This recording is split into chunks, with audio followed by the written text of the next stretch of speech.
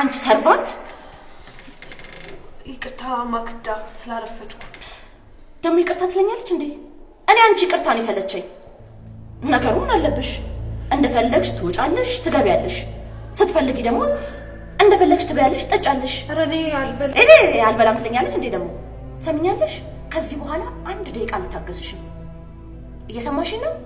1 ደቂቃ አውጥቼ ብጥልሽ የት ትወርቂያለሽ ብዬ ነው እሺ ይቅርታ ይቅርታ ትበኝ እሺ አልልም ይቅርታ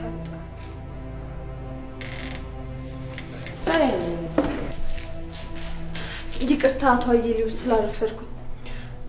ችግር የለውም በዚህ ደረጃ መጨነቅ የለብሽም የትራንስፖርት ችግር እንዳላውቃለሁና ችግር የለውም ሁኔታውን እረዳለሁ በጣም አመሰግናለሁ ወይዘሮ ማክዳ ግን አውቃለሁ እሷ እንዳልተረዳችሽ ግን እኔ ያስረዳኋት ትረዳሻለች ግን አንቺም ትንሽ ጊዜ ተረጋጊ አመሰግናለሁ በቃ ቁርስ ልስራ አይ የሐኪም ቤት ቀጠሮ ስላለኝ ስመለስ እበላለሁ አይ እንደዛማ አይሆንም መድኃኒት መዋጥ ስላለብህ መብላት አለብህ 5 ደቂቃ ብቻ አስተኝ መጣሁ ቀንም ማታም ሁሌም እኮ ስላንተ ሳልጸልይ አድሬ አላውቅም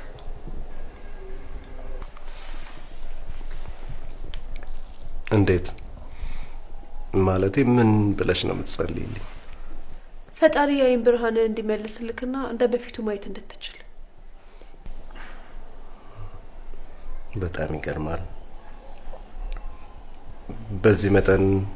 ትጨነቂልኛለሽ ብዬ አስቤ አላውቅም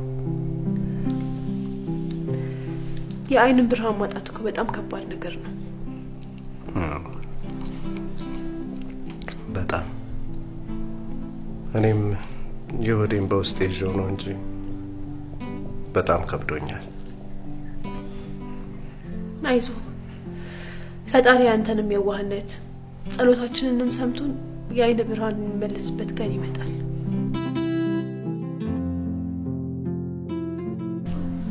አሜን ፈጣሪ እንዳፈሽ ያርገው እስኪ አይዞህ ይሆናል አንድ ጥያቄ ልጠይቅሽ ምንድነው ጠይቀኝ ግን እየጎረስክ